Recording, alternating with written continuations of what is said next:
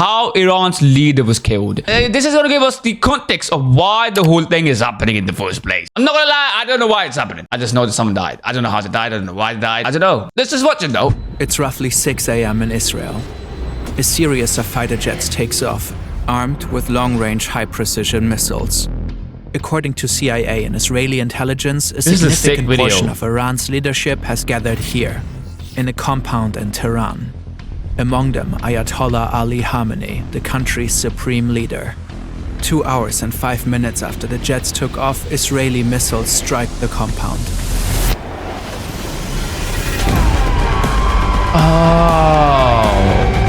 This is how the Israeli and US attacks on Iran unfolded, how the country's leader was killed, and what has happened since. Wait. Wait. My question is, so the Iranian leader was killed by Israel, not US? By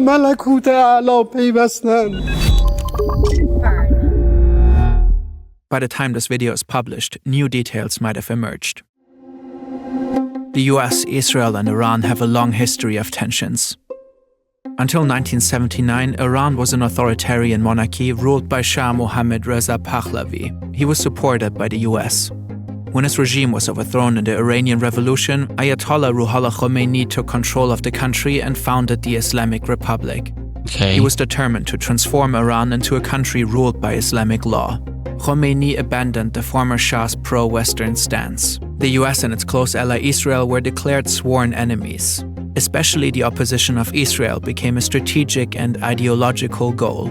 Ruhollah Khomeini died in 1989 and was succeeded by Ali Khamenei, a cleric who quickly rose through the ranks and had become a key figure in the religious leadership of the country. Over time, Iran, Israel, and the US repeatedly engaged in conflicts. Sanctions were imposed onto Iran. Iran became a key financier of anti-Israeli militias in the region. In 2002, it was uncovered that Iran was enriching uranium at 2 secret locations. The enriched uranium could be used for nuclear reactors or nuclear weapons, a fear the US and its allies had had for a while already. Iran has repeatedly denied its alleged pursuit of nukes. The US and Israel ran many attempts to stop the nuclear program. Through cyber attacks, the assassination of key scientists, and especially in the US's case through diplomacy. In 2015, the Obama administration and the Iranian regime agreed to a nuclear deal. This is a good day, because once again we're seeing what's possible with strong American diplomacy.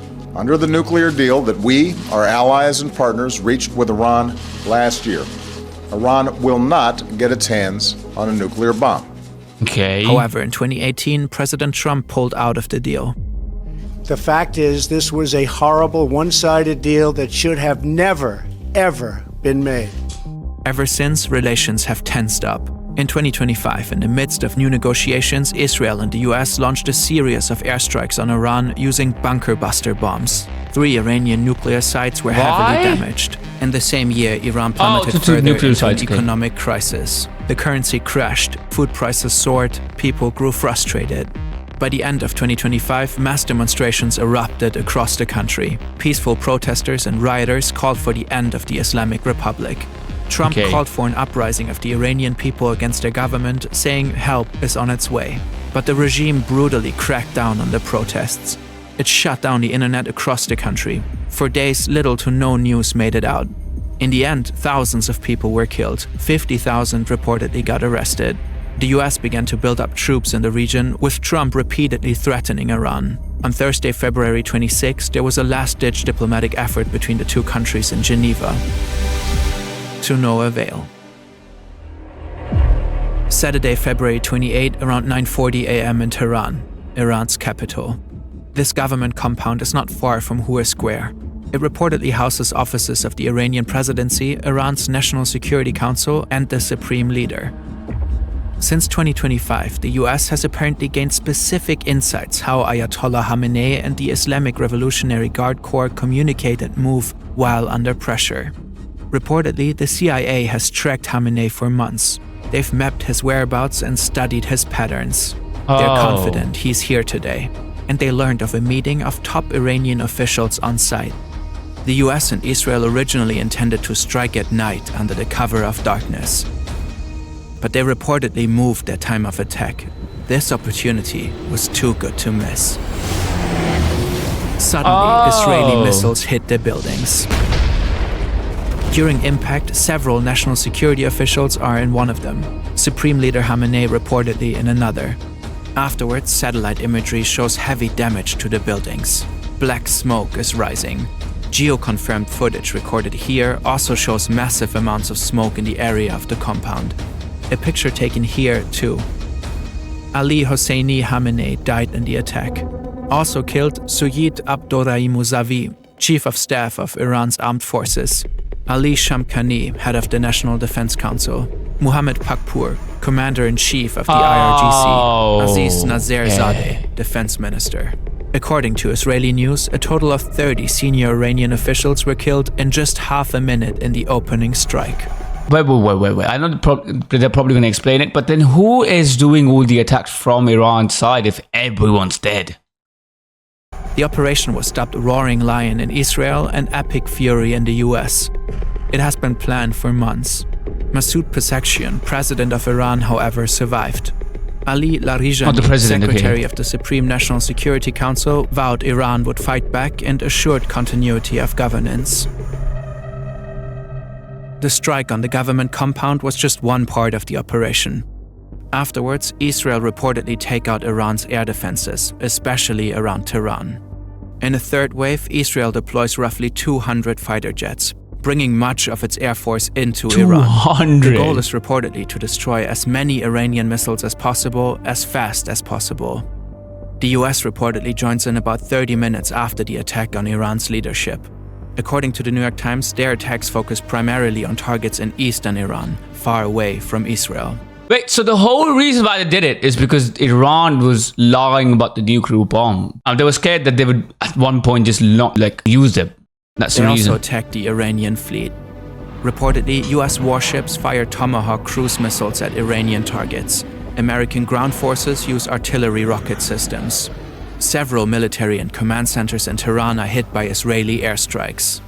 Further explosions are reported in Iranian cities across the country. Trump releases a video officially announcing the military operation and urges the Iranian people to take over their government. When we are finished, take over your government. It will be yours to take. Netanyahu later does the same. This is kind of what they did in Afghanistan in 2000, early 2000s. Shortly after their announcement, an airstrike hits the Sarayeh Tayyibi Elementary Girls' School in Minab, Hormozgan province. Wait, what did he say? Did they attack an elementary girls? Why?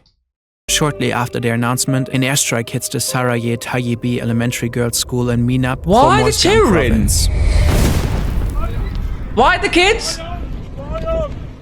Iranian state media and officials claim that at least 175 people got killed, most of them likely children. These numbers have not yet been confirmed independently. According to the New York Times, the school is adjacent to an Iranian naval base. US Central Command announced an investigation into the strike. Iran launches Operation True Promise 4 and the retaliatory strikes begin. Countless missiles are fired at dozens of sites across the Middle East. More than 200 missiles are launched at Israel alone. In solidarity with Iran, the Houthis in Yemen announced that they will resume attacking shipping lanes in the Red Sea. This effectively ends a 3.5-month pause following the 2025 Gaza ceasefire. The US-led coalition reportedly intercepts several drones and missiles heading towards Erbil in the Kurdistan region of Iraq with no casualties. Multiple news outlets later report explosions near Erbil International Airport where US soldiers are stationed. Okay. That afternoon, Dubai International Airport is hit with an Iranian drone, striking Terminal 3 and effectively closing UAE airspace. Several luxury hotels like the Burj Al Arab and Fairmont de Palm are set on fire. It's unclear whether this was the result of a direct attack or if the fires were caused by debris from intercepted missiles. But the UAE isn't the only country targeted by Iran. In Bahrain, missile and drone attacks hit the US Navy 5th Fleet headquarters. Okay. Footage shows what appears to be an Iranian Shahed drone striking a tower block roughly 20 minutes from the facility. In Qatar, the Ministry of Interior reports 66 ballistic missiles were fired at the country. The debris reportedly injured at least 8 people. In Saudi Arabia, the Prince Sultan Air Base is targeted by ballistic missiles, which are reportedly successfully intercepted. In Jordan, Okay. the military reports that it has intercepted and downed 49 drones and ballistic missiles, likely headed for the Okay. major US military bases across the country. In Kuwait, Iranian drones strike 2 passenger terminals of the Kuwait International Airport. In Syria, debris from an Iranian missile kills at least 4 civilians while injuring several others. Iran Both just Qatar and basically Saudi destroyed Arabia everything. announced that they reserve the right to respond. The Arab League condemns Iran's attacks. You know what? It's GG's for Iran, man. Had a good run. That country, if you've seen that country as in existence in your life, you have had a good run. The country's had a good run. GG's, man. You just took fight with everyone around you, plus US and Israel, which is on the other side. Like, bro, GG's, goodbye. Following the blanket strikes by Iran, NATO senior command said its missile defense systems in Europe and its early warning radar in Turkey are on alert. Some experts warn that Iran may activate sleeper cells in Europe and North America. There are many more events and details we can't cover in this video, as attacks continue back and forth. So let's zoom out a bit. The US's involvement in the attacks is controversial. On Truth Social, Trump said this: Our objective is to defend the American people by eliminating imminent threats from the Iranian regime. Its menacing activities directly endanger the United States, our troops, our bases overseas, and our allies throughout the world. It's an argument for a war of necessity. An attack was looming across the sea, so the US had to strike preemptively. But it's unclear how Iran's activities directly endangered the United States. Iran was apparently years away from obtaining a nuclear weapon, according to the US's own intelligence. The country's ballistic missile arsenal is estimated to reach no more than 3,000 kilometers. A threat to neighboring countries, but not to the US. Okay. Iran might have been attacked because it was in a uniquely weak position, as a type of preventive measure. This might make this a war of choice, not one of necessity. Yeah, if they were like, if they didn't have confirmed proof, if it is a little bit like, okay, you know what, you are weak, I'm just gonna end this war here right now so that it doesn't become a big thing later. These preventive wars are often condemned. Everything's fair in war, man. Not only because they're optional, because if every nation went out to strike adversaries who they thought were temporarily weak, we would live in a world of constant war. According to Could be, international that's law, right as well. a war of choice would be illegal. There are also discussions whether the attack was in violation of the US Constitution. Trump started the war without congressional approval. Across the US and parts of the world, protests erupted. Partly against the Iranian regime, partly against American involvement. Yo, misfall, bruh. Yo, how's it going, dude? We're watching Iran. We're watching stuff about Iran, man. War. How's it Oil going? prices have risen sharply. Experts warn of an impending global energy crisis because of the closure of the Strait of Hormuz. In Iran, people celebrate the death of Ayatollah Khamenei. Others are grieving. At this point, it remains unclear who will succeed him. For now, It's the very regime similar formed to a what happened in the early 2000s in Afghanistan. I'm good, mate. I'm from Dubai. Oh, I hope you're safe, is what I'd say. provisional government. It seems set on revenge and continues to strike Israeli and US bases. Perfect The timing, I exact number of guess. deaths is hard to determine at this point. According to the US military, so far 3 American soldiers have been killed, with 5 seriously injured. Now, what did he say? The regime formed a provisional government. It seems set on revenge and continues to strike Israeli and US bases. The exact number of deaths is hard to determine at this point. According to the US military, so far 3 American soldiers have been killed, with 5 seriously injured. According to Al Jazeera, 10 people have been killed in Israel, 3 in the UAE, 1 in Bahrain, 1 in Kuwait, 13 in Lebanon, and 2 in Iraq. 13! The Iranian Red Crescent has reported that since the attacks, at least 555 people have been killed, with hundreds injured. According to the Times of Israel, these numbers do not differentiate between military and civilians. The situation is like... This is fucked. I feel like Iran is just fucked it for themselves by lying in the first place. If they lied, we don't know. Yeah, I'm safe, bro. Most of the hit happened in the city part. Also, don't live in the city. I don't know too much about Dubai. In the upcoming days. Timely reporting like this is incredibly resource intensive. It's only But I know there's possible not thanks many to people today's that sponsor, Hanson had a lot of Shaving. problem. We're grateful they're supporting our work. Many men experience razor burn, ingrown hairs, or skin irritation when shaving. Henson Wait, approached what did he say? timely reporting like this is incredibly resource intensive. It's only possible thanks to today's sponsor, Hanson Shaving. We're Fuck grateful. off. Fuck off. Why is... We're watching how Iran's leader was killed. Why the fuck do our shaving sponsor in it? Dislike the video. Why the fuck do our shaving sponsor on how Iran's leader was... What is this YouTube channel called?